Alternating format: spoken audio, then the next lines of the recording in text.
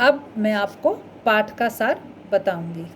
पाठ में एक बच्चा होता है मोहन, उसके पिता का नाम होता है वंशीधर।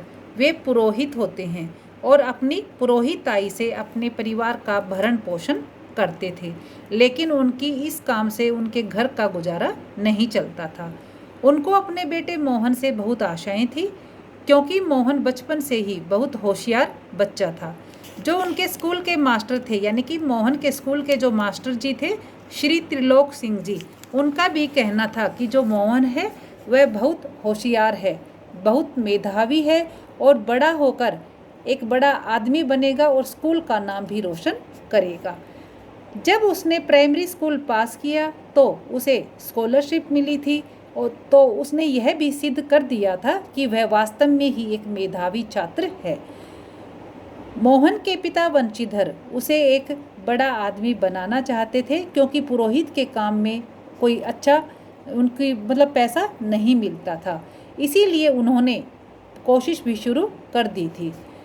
आगे की पढ़ाई के लिए जो स्कूल था वह गांव से 4 मील दूर था और जाना भी बड़ा मुश्किल था। 2 मील की चढ़ाई के अलावा वहाँ क्या था कि बरसात के मौसम में रास्ते में जो नदी पड़ती थी वो समस्या का कारण बन जाती थी, अर्थात उसमें बाढ़ आ जाती थी।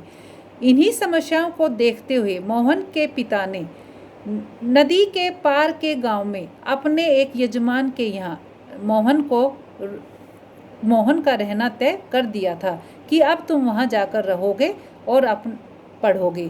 किंतु एक बार जब नदी में बाढ़ आई तो उन्होंने अपने बच्चे की कुशलता के लिए वे उसे अपने घर पर ही वापस ले आए, और इसके बाद वे लगातार अपने बेटे मोहन की पढ़ाई को लेकर चिंतित रहते थे। एक दिन क्या होता है कि पुरोहित बिरादरी का ही एक युवक जिसका नाम रमेश था, वह छुट्टियों में गांव में आता है और वह लखनऊ में नौकरी करता था। मोहन के पिता ने अपनी समस्या उसे बताई कि मैं अपने बेटे मोहन को आगे पढ़ाना चाहता हूँ।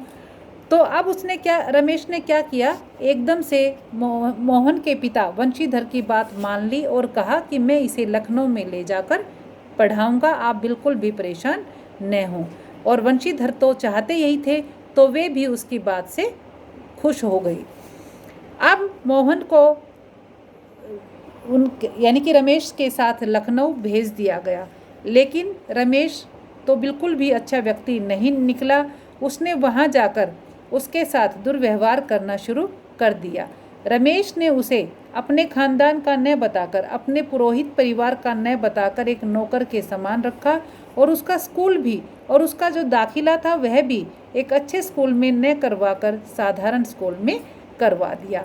अब सारा दिन में क्या करते, सारा दिन उससे घर का काम लेते, घर की जो औरतें थी वो भी उससे पूरा दिन कार्य करवाती। तो इससे क्या होता, एक तो वह साधारण स्कूल में उसका दाखिला हुआ, दूसरा अधिक कार्य करने की वजह से वह थक जाता और अपना पूरा ध्यान पढ़ाई पर कंसंट्रेट नहीं कर पाता था, अर्थात अपना पूरा ध्यान पढ़ाई में नहीं लगा पाता था।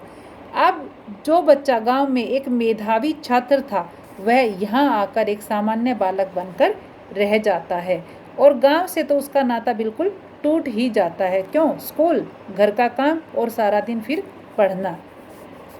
वह इतनी उसकी मजबूरी होती है कि वह अपने माता पिता को भी अपनी वास्तविकता नहीं बता पाता, क्योंकि वह नहीं चाहता था कि जो पिता उसको पढ़ा लिखा कर एक अच्छा इंसान बनाना चाहते हैं वे दुखी हों। मोहन 8वीं कक्षा की पढ़ाई पूरी करके छुट्टियों में गांव आता है। वो जब फिर वापस जाता है तो महसूस करता है कि रमेश और उसके परिवार के अन्य सदस्य उसे आगे पढ़ाने के हक में नहीं हैं। क्यों? क्योंकि उनका कहना था कि BA MA करके तो काफ़ी लोग बेरोजगार घूमते रहते हैं।